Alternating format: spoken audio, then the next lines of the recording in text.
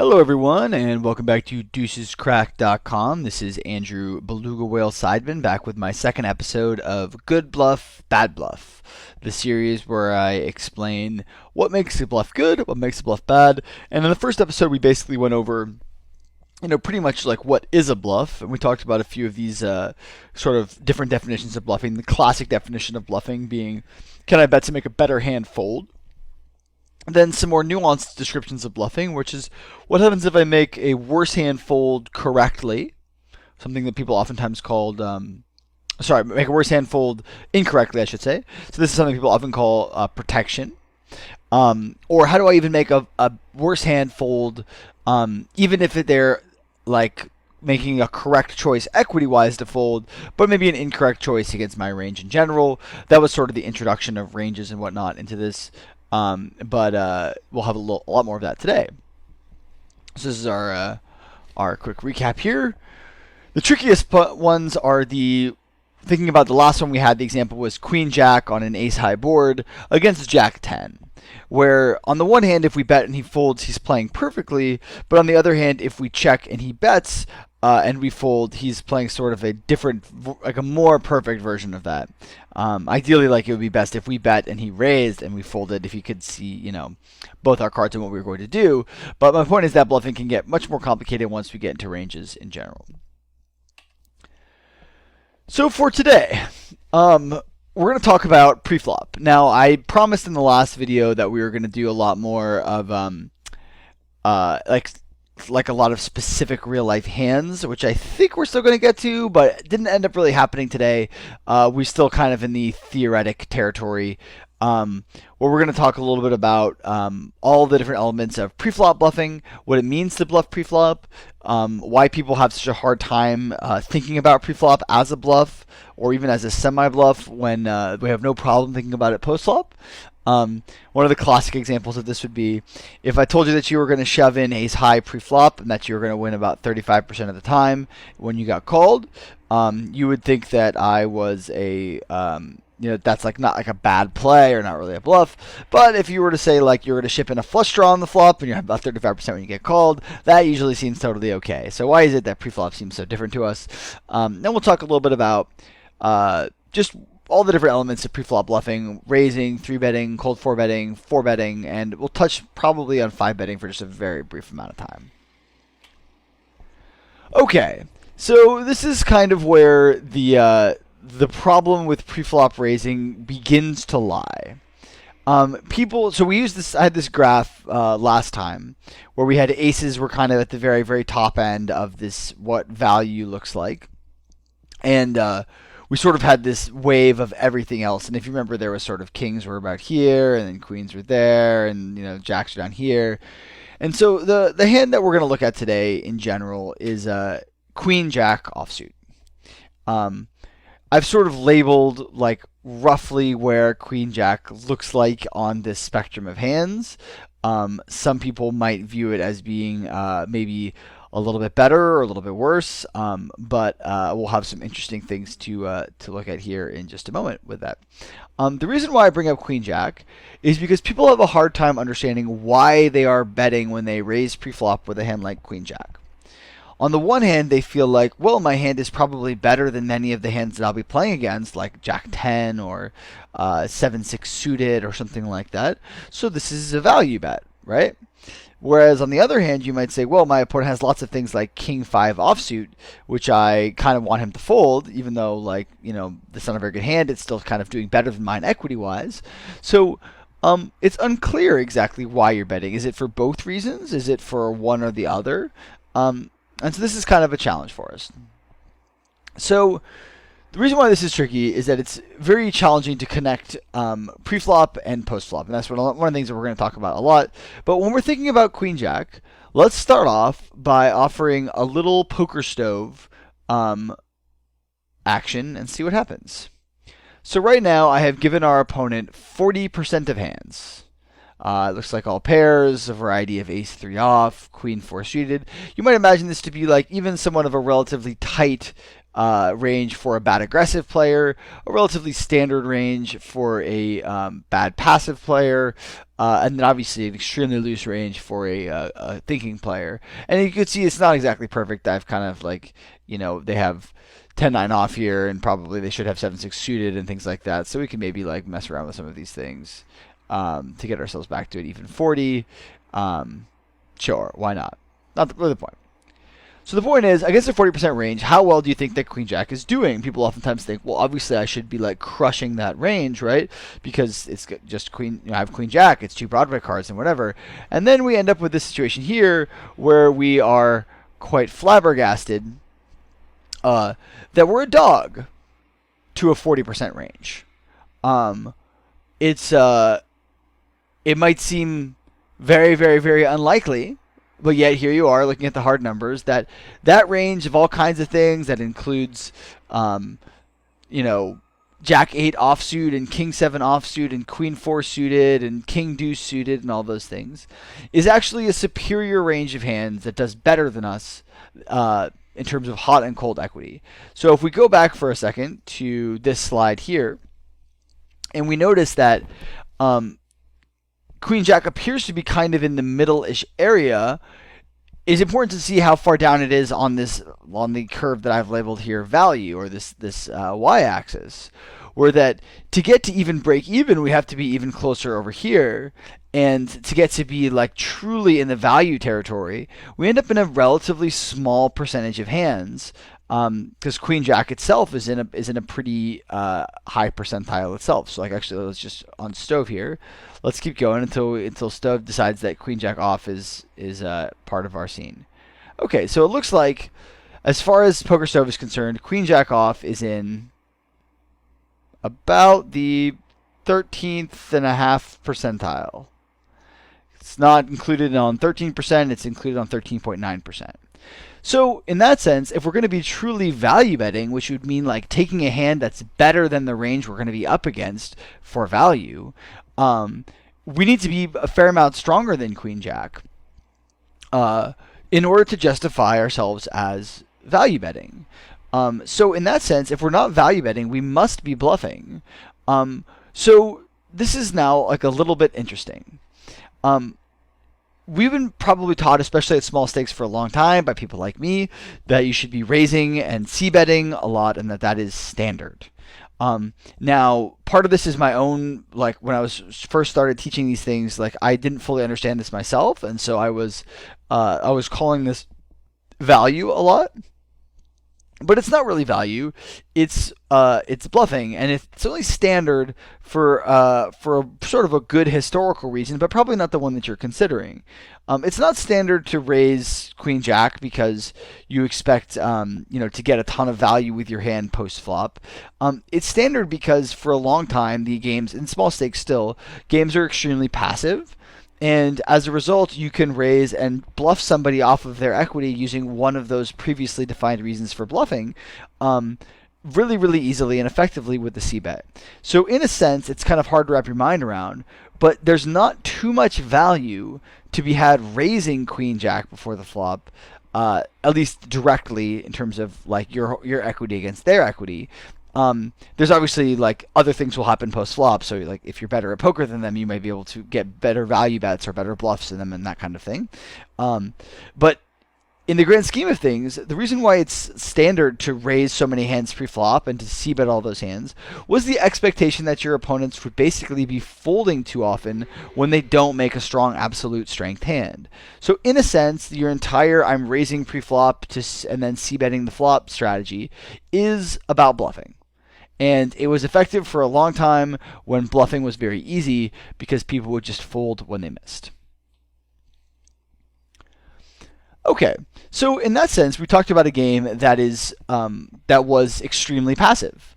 And so this will sort of bring us to our next situation, which is that player type matters a lot when you're trying to think about whether or not you want to bluff pre-flop. Because what happens post-flop will have a big impact. So it should seem obvious that the less somebody folds against us, whether it's pre-flop or post-flop, the less that we would actually want to bluff against them. That should seem obvious. But the problem is that it's not always obvious. Sometimes, even though somebody might not really want to fold very much against us, we still somehow feel like we should bluff them anyway, and I'll give you an example right now. A bad aggressive player limps under the gun, and we hold Queen Jack offsuit in the cutoff, and this bad aggressive player has about 80 big blinds. Now, we get some problems here. Number one, we're used to seeing a limping player and a bad player in general, and our immediate instinct is that I should raise to isolate. You've probably heard the word isolate a gajillion times, and this would seem to be a marquee example. You have, you have this exact, you have a Broadway cards, you have a bad player with a really, really wide range, a range that looks somewhat like this 40% range that we're showing right here.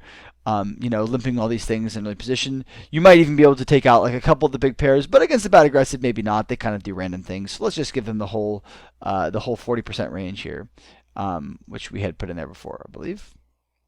Or no, maybe this is the tighter range. So let's go back and give them the 40% range, and we'll see kind of like, okay, well, against that range, it's close enough. Even though we're a better player than him and we're in position, we're still kind of putting more money in the pot as a dog. And against a bad aggressive player, somebody who's sort of unlikely to fold many of these things post-flop, we end up finding ourselves in a position where we are bluffing against someone who's unlikely to fold pre-flop or post-flop, which would seem like something that is obvious that we shouldn't want to do, but it's because we don't think about Queen Jack as being a likely hand for us to be bluffing with that we end up getting a little bit confused. By the same token, another example might be that if a bad passive player limps in position and we have Queen Jack on the button, but we have two degenerate gambler bad aggressive players in the blinds, should we raise? It's also important to remember that when you're playing that table dynamics, which is something that we'll come back to from time to time today, matters. So even though this would definitely be a correct spot to isolate against the bad passive player, you're actually still bluffing everyone else who's still in the hand. You're not just bluffing the one person who's shown interest so far. And in fact, the mere fact that the two degenerate gamblers are in the blinds and were dealt cards is sort of the same thing as them expressing interest into the pot. It's like the same thing, if you have somebody who plays 100% VPIP, the big blind has become the exact same position as under the gun to them. There's no substantive difference. They're both playing either way. Like they're both limping and calling except one time they don't have a choice, but it doesn't really matter because they're making the same choice anyway. So in this sense, in both of these spots that might seem at first glance to be like very clear value raises, they might actually both be spots that would not possibly be value raises, but would be much more likely to be bluffs. And in both cases, they seem like they might actually be bad bluffs. Doesn't mean that you can't play these hands, but I would probably be inclined to recommend limping in both cases, and not trying to bluff people off of these hands. Essentially, calling with a medium strength hand instead of treating my hand like it's a premium hand, which, as we look at this graph again, we can sort of see that it's not. It's sort of not in this premium area, but also not treating it like a bluff, because we don't really want to be bluffing against somebody who doesn't want to fold pre-flop or post-flop. And in that case, I'm not so worried about bluffing against the bad passive limper in mid-position. I am worried about bluffing against the two degenerate gambler bad aggressive players in the blinds, who might be very, very unlikely to fold against me. Okay, so player type is a really significant factor in determining whether or not a bluff pre-flop will actually be a good idea or a bad idea. But position also matters a lot. Well, the first thing that we think about is a similar situation. We have, let's say, I saw one of my students do this the other day. He wanted to raise ace-5 offsuit under the gun to isolate a big fish in the big blind. And my reaction was that is very much too loose. And that, more than anything, it's a bluff. In his mind, raising ace-5 offsuit was a value bet in that situation. But if we actually were to take a look at it, we would see again that ace-5 off is sort of in a similar equity territory against that type of range as Queen Jack was. It's a little bit better. It's marginally better, which again might surprise some of you that ace-5 off would be better than Queen Jack in a hot-cold equity situation. But it's still probably not good enough to be justified as pure value. And so even if we're bluffing against this one person under the gun, or sorry, against this one person in the big blind, let's say this fish in the big blind, we do have to take into consideration the very real possibility that we're actually bluffing other people, the other 4 remaining players in the pot, off of some relatively strong things. You can imagine that as you increase the total numbers of players at your table, the range that you are bluffing against, sort of aggregate range that you're bluffing against, is getting stronger and stronger and stronger. This is why, like, if you're playing in a 4-handed table and you open, it's a big difference between opening at a 9-handed table. Now, they're the same if you were to be, let's say, in the cutoff in both cases, it would be fine. But if you're raising true under the gun at a 9-handed table, you have to dodge 8 people getting a pretty good hand. Even at under the gun at a 6-max table, you have to dodge 5 people getting a pretty good hand. Or 4 if you're going to try to just ignore the fish for the time being. So why should we think again about running a bluff like that? Why is position so important? Well, basically we have an exponential relationship of our opponents having good cards, the more of them that there are. So we do some basic math here. Again, I'm like very much hoping that I'm not embarrassing myself with my math here, but I'm pretty sure this is right. This is pretty quick and standard, I think. So let's just take a hypothetical example for the time being. Let's say that we are under the gun in 6-max, so we have 5 players left to act. And each of these players is only going to play the top 10% of hands. So to give you guys a sense of what the top 10% of hands is, that's pretty tight. Not insanely tight, but you know, it's kind of in there. So if we'll just sort of make it more accurate looking, it's something along the lines of pocket 7s are better, suited broadways. We can probably take that out. There you go. Suited broadways and big pairs, and maybe offsuit cards like ace queen, king queen, and ace jack. So this is looking like a very, very tight range. And let's just say hypothetically that this is the only range that people are going to call you if you open for a raise. Probably a more realistic one might include jack 10 suited, 10-9 suited, and maybe a couple more pocket pairs. But to make our math easy, we just did 10%. Get that out of there. Get that out of there. Oh no, and that. Whatever. Got messed up. Okay. So in order to do that, we just do a quick math here and see what the likelihood of each of these players having their getting the aggregate likelihood of them getting dealt, one of them getting dealt a top 10% hand.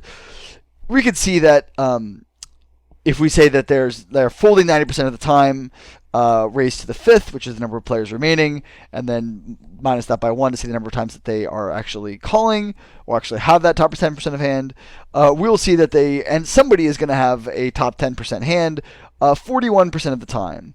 So that means that if we're going to assume they fold all other times, if we were to raise 2.5x under the gun and to try to win 1.5x, we would be not being profitable on that open if you ignore everything that happens after our raise. So the reason why I bring this up is because when you're looking at raising that ace-5 under the gun and thinking about isolating that fish, it's easy to get optimistic and ignore how often other people at the table are just going to get the goods, in a sense. Even if, let's say, they're all very, very nitty, it still isn't a very good idea to run a bluff that loose from early position. However, if you were to reduce that number and say there's only 2 players left to act, suddenly the possibility of bluffing starts to become much more profitable for us. Or you might say that if we could reduce our under-the-gun raise size from 2.5x to 2 and see and see the same folding percentages, then we would be then it might be more profitable for us to do that. However, you could imagine that if we're making it 2x, we are going to see a fair amount more folds, especially from the blinds who are now getting a pretty amazing price. Okay, I am talking very quickly in this video. Hopefully you guys are following along. Okay, so this is going to bring me to combinatorics. So combinatorics is a fancy word that describes some fancy stuff that is more sort of simply or concretely described as what I've been doing over here in Pokersavvy this whole time, which is saying 10% of hands or 40% of hands or 12.5% of hands or something like that. Basically what that means is that this is demonstrating the total number of combinations of cards possible for that person to have. So to use our example from before, if we opened to 2.5x, we would need our bluff to work 62.5% of the time, but it only works 59% of the time, and so therefore it's not working by itself in what we call a simple range. And this is actually some stuff that I'm inventing right now, some terminology, so bear with me, because I couldn't think of a good thing to call this, so that's what I'm going to do. So I'm calling a simple range a range that is sort of encapsulated within one street. So that means that if this street were over, if we were dealing with just simple ranges right here, that like this was the end of the game, if we opened to 2.5x under the gun, we would lose. If we opened to 2x, where it actually would be only, I believe it would be only 57% of the time that we need it to work. If we opened to 2x, and this was like the simple ranges we were working on, that actually would be profitable to open under the gun with any two cards if your opponent was playing, if your opponents were playing that nitty. However, there is more than this involved. Number one, obviously, if you opened with 100% of cards for 2x under the gun, it would not be very long until that, even a very small adjustment, let's say one player decides he's going to start playing 15% of cards, might be enough to tip you over the edge to make it no longer profitable. But it also doesn't take into account the possibility of what might be plus EV or minus EV situations on later streets. So complex ranges involve implied odds and can be quite tricky. We'll talk about them a little bit. But as far as a simple range, where we're just thinking about what's happening on this street, we kind of would have to say, okay, well, perhaps like, especially if we're going to be playing a lot out of position, that maybe this, like the complex element of this hand is actually going to make our hand worse. So this is where we kind of get into these three elements of isolation that I used to teach a long time ago.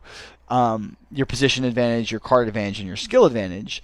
That those are kind of going to play out or be compounded over the course of the rest of the hands. So you could also imagine that I recommend raising your queen jack offsuit against a singular bad passive limper. And even though that person might have that 40% range that we're a dog against, the sort of elements of implied odds are going to be in your favor enough to swing across sort of the chasm of profitability. However, it is good to be thinking in terms of simple ranges as a starting point before we get into the more complex ranges. Okay, so let's talk a little bit about complex ranges for a second. If we were to open ace-5 offsuit under the gun, we might win enough later to compensate for our preflop loss. So we could construct a situation that might be like plausible. Let's say, for example, that if we or not plausible per se, but exaggerated example to prove our point. Let's say that we're under the gun and that players in the hijack, cutoff, and button and small blind are all playing only pocket aces and fold everything else. And but the big blind, who is a giant fish, is never folding, so we get 0% fold equity pre-flop. However, we could play well enough against that bad passive player post-flop, whether it's getting great big value bets in on turns and rivers when we make a good hand, or making very, very cheap and profitable C-bets on the flop.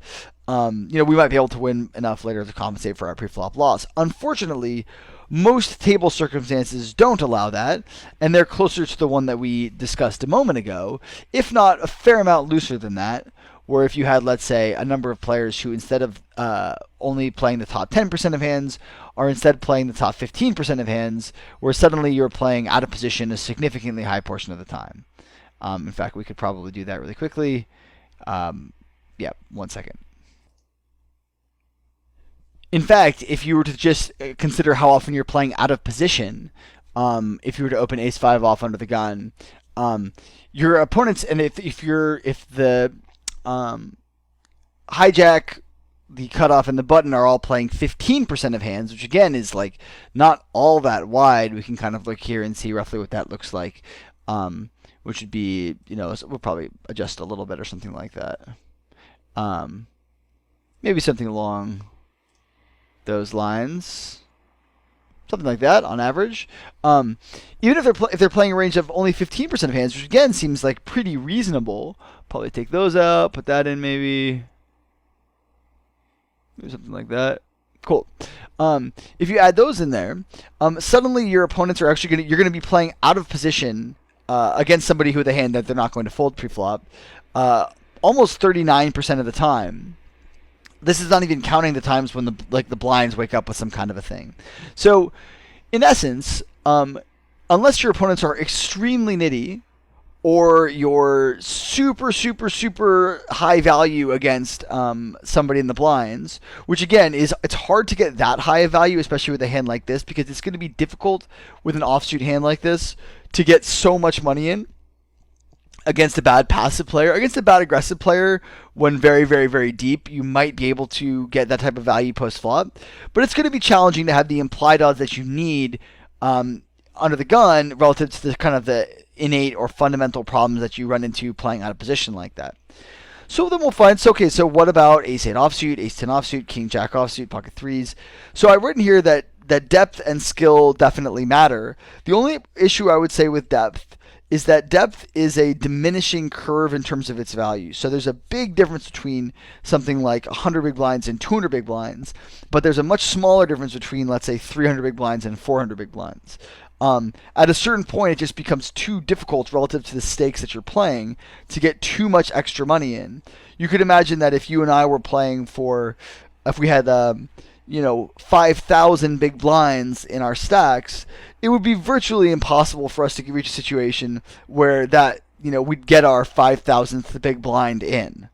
It would be virtually impossible for us to get our 1,200th big blind in, and extremely difficult for us to get our 500th big blind in, but it would be very easy for us to get 200 big blinds in, if that makes sense. Over time, or over depth, it becomes sort of diminishing in importance. And that also has to do with skill. If you are much, much, much better than your opponent, but you're very short stacked, it doesn't mean very much. The deeper that you get, but again diminishing, means more and more and more, because you'll be able to get more money in good. But even then, those things sort of diminish. So these are all kind of arguments against playing too widely when we're bluffing out of position, because we're playing against a range that's generally too strong for us to be up against. But it's kind of tricky to think about it in terms of combos, and think about how many combos that make up 4 or 5 people's ranges of playing against us, which is what I'm trying to model with some of that poker stoving. Now, if we're thinking about what our opponent's going to do post-flop, that again can add a lot of value to our hand or something like that, but it's sort of has to be tied to the purpose of the raise that we're doing pre-flop, which often will mean that if it's not a great spot to bluff pre-flop, there's often a reason for that. And if that's because it's a bad aggressive player or something like that, or somebody who's not going to fold very often, then this sort of could be a good, sort of, I guess, overview summary of why you shouldn't raise pre-flop when you're trying to bluff a complex range of somebody who's just not going to be folding after the flop. Okay, so let's talk for a quick minute about 3-betting. So what does 3-betting do? And all these next few slides are going to look very, very similar because they are basically all identical. 3-betting accomplishes the following things. It decreases the stack to pot ratio, so it puts more money in the pot relative to what you have in your stack. It can, represent a stronger range, and it makes people nervous. Less so now, but it still makes them a little bit nervous. So before I move on to this particular hand, I want to discuss what it means when I say it can represent a stronger range. So representation is about what you're doing in general. So you could imagine that if you let's say never raise before the flop for an hour, and then you get dealt 7 deuce and you raise, perceptive opponents will see that you are representing a very strong range and they will fold. So in that sense, 3-betting with your 7 deuce there or something like that would look very, very, very strong, represent a very strong range. On the other hand, if you are, let's say, raising any 2 cards on the button, you are representing any 2 cards on the button. There is nothing particularly strong or that is innately strong about raising relative to doing something else. It's only strong relative to the other things that you're doing within your range. So if you 3-bet a ton, 3-betting will not represent a stronger range. If you 3-bet very rarely, 3-betting will represent a very strong range. If you rarely flat in a position, it will represent a very strong range, but if you flat all the time, it won't. So in that sense, when we think about like balancing and such like that, which we'll talk about in just a brief moment, we oftentimes think, okay, well, I don't want to 3-bet just to try to pretend like I'm strong if I'm bluffing all the time, because then I'm basically having a bluff and representing a bluff. And as for making people nervous, it does still make people feel uncomfortable to like face pressure, to be in, to be especially out of position, but to be in sort of involved in larger pots when they don't have the nuts, basically. But that said, people have become much more comfortable 4-betting, much more comfortable defending against 3-bets. So even though it does still make people nervous, it's not as much of a slam dunk as it once was. Okay. So a player raises in mid position. We don't know anything about him. And he has 100 big blinds to 3 big blinds, and we hold ace-7 offsuit on the button. Do we 3-bet? Well, the first thing we have to think about is combos. What is he raising with, number one, and then what is he going to fold?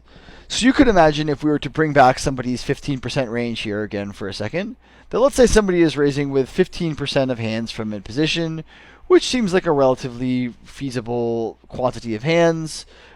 Maybe we'll take out Queen 9 and King 9 suited, and we'll add in these pairs. Something like that. Let's call it 15.5%. Sure, why not? So let's say that they're opening with these things here. So on the one hand, if we were to 3-bet, we'd be trying to get him to fold some portion of these hands. But we'd probably imagine that a certain set of those hands he's just definitely not folding, so we'll call that these like sort of ultra premiums, ace king, aces, kings, queens, ace king suited, something like that, ace queen offsuit, stuff like that.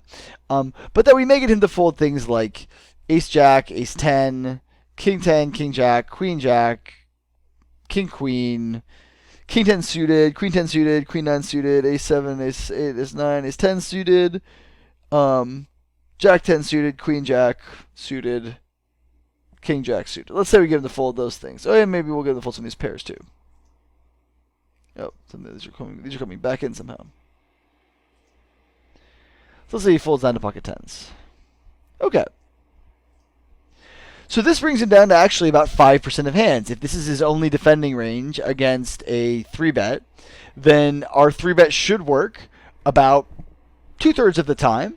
Which means that if we're giving yourself the right odds, so let's say if there's 5.5, if there is 4.5 big blinds in the pot, and we are risking, this is me doing math on the fly, which is always really scary. If there's 4.5 big blinds in the pot, and we need to win it 2/3 of the time, we will win it 2/3 of the time. We only need it to work, or we only need him to call 1/3 of the time. So let's see, something like. I can't even do stuff in my head like this. It's too nerve-wracking. Hold on. I'll pause it and I'll get to the answer.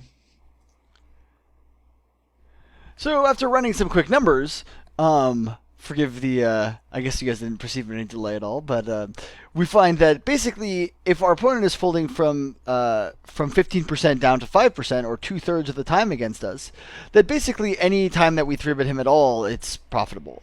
So even if we were to make it 6 big blinds, or if we were to make it like, wait, did I do this right? So yeah, if we were able to get away with this at making it just 6 big blinds to win a total of 10.5, we only needed to work 57% of the time. Now, if we made it 10 big blinds here, and our opponent kept the same ratio, that actually we needed to fold 69% of the time, which is like not enough here relative to if he's only folding 66% of the time to our 3-bets. So in that sense, our raise size here might have a big effect on whether or not our bluff becomes good or whether it becomes bad or not. By the same token, if we were to say that, okay, now our opponent is a next level regular, and he's got all kinds of these other things in here that he's going to 4-bet bluff me with, and not going to fold, suddenly now he's continuing with 2/3 of the time, which actually basically makes any bluff above a certain, against this particular range, probably a bad bluff. So, even if we were making it 6, we would need him to fold 57% of the time, and here he's only folding like 33% of the time. So it's basically impossible for us to make a profitable bluff against somebody who is continuing with this, who is opening 15% of hands and continuing with 10.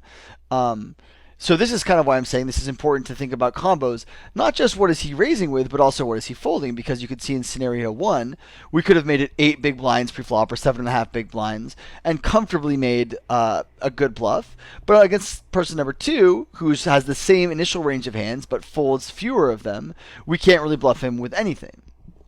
The next thing to consider about 3-betting is what's going to happen later if, hypothetically, you get cold called by one of the blinds, or if the big blind or if the pre-flop raiser decides to flat call you. So these are things that also have to be considered in terms of the sort of playing against a complex range of which hands, if I'm going to choose what to 3-bet, why is it better to choose ace-7 than 7-deuce? This is sort of an important element of that implied odds, or what's going to happen. What's going to happen later? How often can I bluff or win the pot? This other one is really important too, which is thinking in terms of whether or not you're trying to take a balanced approach or an exploitative approach in terms of your own frequency. So obviously in this situation where we're on the button and the player raises in a position, we have kind of infinite bluffing opportunities every time we don't have a hand that's in that top tier curve.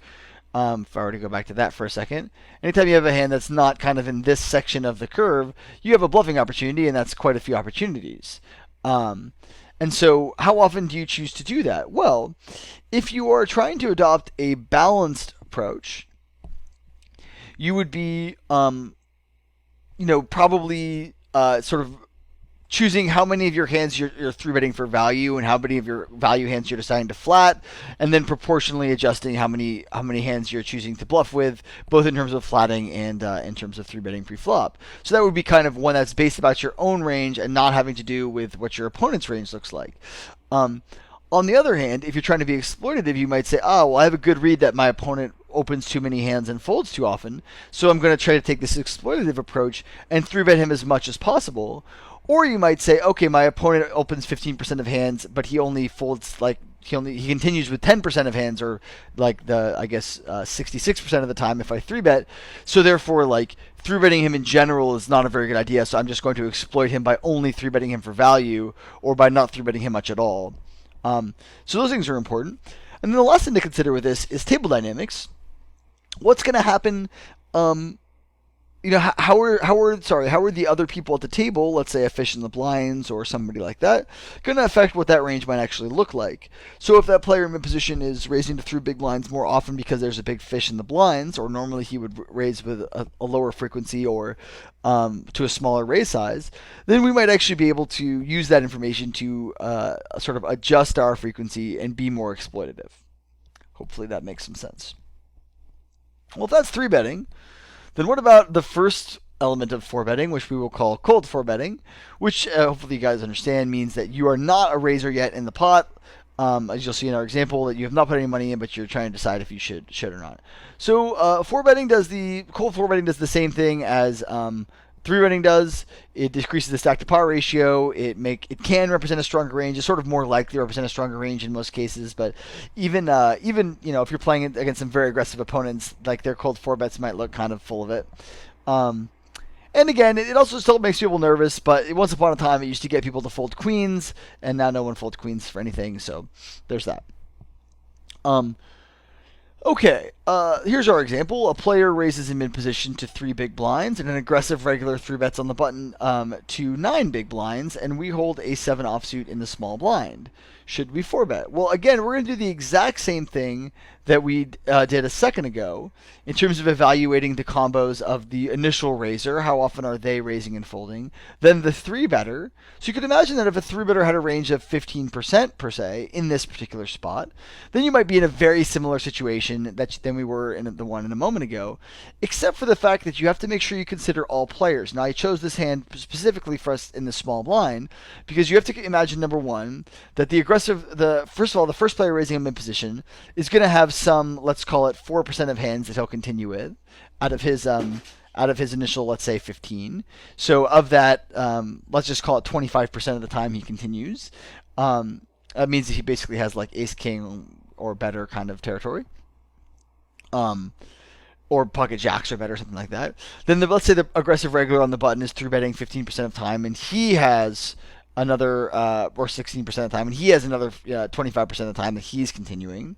So in a sense, right there, we've already come up with half of the time, roughly, that that one of those two people is gonna have a big hand.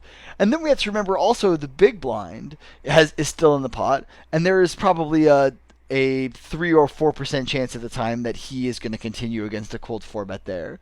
So if we were to put all of those things in together and say, okay, well, there's going to be like at least a 55-ish% chance, somewhere around there, 50 to 55% chance that my opponents are going to not fold to my action because they just have a nut type of hand. Am I getting the right type of pot odds? To go ahead and make a 4-bet. Now, implied odds means less here because the stack to pot ratio becomes so much lower. But there is some element of what will happen if I were to get flatted by a hand like pocket jacks, especially if there's a weaker player in the blinds that might just do some random flatting, which happens sometimes. And again, thinking about your own frequencies here, how often are you bluffing, and are you trying to take a balanced approach or an exploitative approach? Obviously, if you are only 4-betting with pocket aces there, you are not balanced, but that could be totally okay if your opponents are like never ever ever folding and are always like are never like you have no reason to bluff them because you have 0 fold equity. In that case, you wouldn't want to be balanced. You could be very exploitative. But if you didn't really know, you'd probably want to say something like, okay, well, I do value bet here, always when I have aces and kings and ace king or something like that. I guess ace king is sort of closer to a bluff in this scenario, but similar. So I should probably have at least 1 or 2 combos of bluffs in my range to make sure that my opponent can't massively exploit me by either always folding to my cold 4-bet or never folding. Anyway, let's move on now to discuss 4-betting briefly. And I think this is the end. I don't think I did a 5-betting slide. Okay, so 4-betting in general accomplishes the same things as those other ones do in terms of stack to pot, representing stronger ranges, making people nervous, blah, blah, blah. So let's go ahead and consider this last hand. We raise in the cutoff with ace-7 suited to 2.5 big blinds, and an aggressive regular 3-bets us on the button to 8 big blinds and should be 4-bet. So the process we go through here is the same one we've gone through for the last couple of slides. So what are the combos of hands that my opponent is raising with? And again, you can phrase these combos in the form of a percent. That's okay. It's more accurate to phrase them in the actual combos themselves, like numbers of hands that he is actually going to continue with, but that's actually pretty hard to do, and it's less accessible, especially using like online stats like Poker Tracker or things like that. So in general, you'd say, okay, well, what percentage of combos is he 3-betting me with here? And then of those, which is he folding to my bluff potentially? And so there's that. Now this is actually one spot where like implied odds becomes interesting, which is, well, what if we were to say that we wanted to bluff but not 4-bet? Would it be possible to flat his 3-bet and then decide to bluff later? That would be a spot where we could be considering kind of the implied odds or the complex range of our opponent, and say, well, okay, well, what if I have a 7 suited and I decide that I'm going to flat and then check raise any flop? Well, on the one hand, you induce more action from your opponent in terms of a c-bet. On the other hand, you risk more money in relation to that. So you might be able to win more, but you also lose more when you lose. But more than anything, it's somewhat challenging to balance the frequency of, let's say, flatting out of position to bluff. In fact, this is a spot where I think a lot of good players are very unbalanced. If they're going to decide to like trap, they're often like trapping with just very strong hands and not like balancing their traps with also very weak hands or medium strength hands. But anyway, so when you're deciding to 4-bet whether or not, you kind of have to go through the same process of saying, what are the combos versus what are the odds? Do I have the right price to go ahead and make this 4-bet? And if I do, then it's a good 4-bet. If I don't, then it's not. And then, from a game theory point of view, am I taking this option too often that I'm being exposed to my opponent maybe playing better than me or taking advantage of me in some way?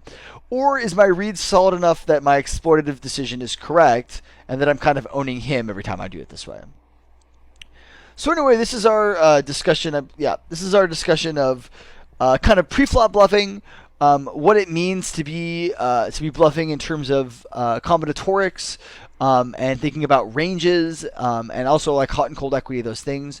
The most important things to take away from this, I would say, is understanding where Queen Jack is like in a hot cold equity situation, and what that means for your general preflop strategy. Are you bluffing? And if so, who are you bluffing against?